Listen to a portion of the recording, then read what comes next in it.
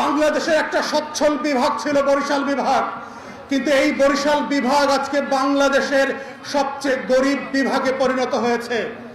বরিশাল বিভাগের একটা জেলা আছে ভোলা, যেখানে যে গ্যাস ক্ষেত্র আছে এই গ্যাস দিয়ে সারা বাংলাদেশকে 2 বছর গ্যাসের সাপ্লাই দেয়া হবে এবং সম্ভব, কিন্তু সেই ভোলার গ্যাস বরিশাল বিভাগে কোনো রকম সরবরাহ না করে পুরোটা ঢাকা এবং ময়মনসিংহ বিভাগে নিয়ে আসা হয়েছে। এইভাবে যদি একটা বিভাগের সকল সম্পত্তি লুটপাট করার অংশ হিসাবে অন্য বিভাগে ট্রান্সফার করা হয়, তাহলে সেই বিভাগ গরিব হবে না তো হবে কি? ধান নদী খালের সেই বরিশাল আজকে সবচেয়ে বেশি বস্তিতে বাস করছে বরিশালের মানুষ। বস্তিবাসী প্রায় 4000 মানুষ বস্তিতে বাস করে, তার 13% মানুষ হচ্ছে বরিশালের। অথচ বরিশাল বিভাগ হচ্ছে শিক্ষায় দেশে সর্বোচ্চ 1 নম্বরে আছে। তাহলে সবচেয়ে শিক্ষিত হয়ে একটা জেলা কিভাবে সবচেয়ে গরিব হয়? এটার একমাত্র উত্তর হচ্ছে দুর্ভিক্ষ, এটার একমাত্র উত্তর হচ্ছে আওয়ামী বাকশালের দুর্বৃত্তপনা, এটার একমাত্র উত্তর হচ্ছে ইকোনমিক মিসম্যানেজমেন্ট, যেটা আমরা 72 থেকে 75-এ দেখেছি।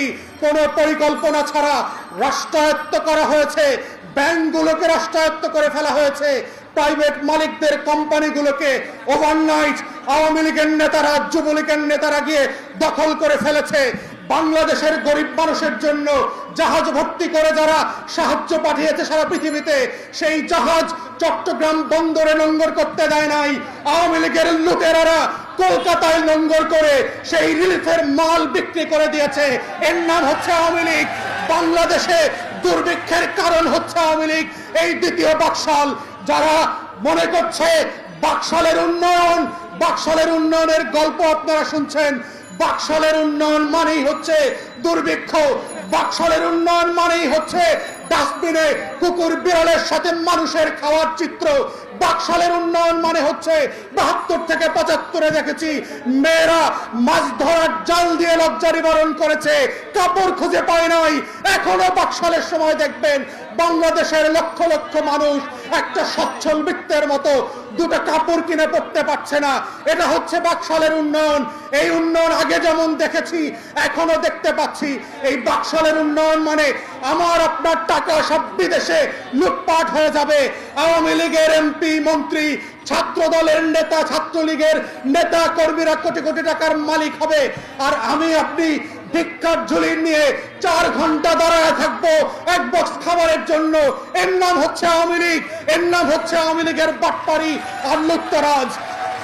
তাই আমরা দেশবাসীকে বলতে চাই, বাংলাদেশকে যদি এই স্বাধীনতা দিবসে নতুন করে ঘুরে দাঁড়াতে হয়, বাংলাদেশকে যদি আবার নতুন করে পৃথিবীর মর্যাদা সম্পন্ন জাতিতে পরিণত করতে হয়, তাহলে বাংলাদেশকে বুঝতে হবে, বাংলাদেশিদেরকে বুঝতে হবে কারা এই দেশের শত্রু, কারা এই দেশকে বারবার দুর্ভিক্ষে ফেলে দিয়েছে, কারা এই দেশকে বারবার গণতন্ত্রের থেকে স্লিপ করিয়ে এক নায়কের শাসনে পরিণত করেছে।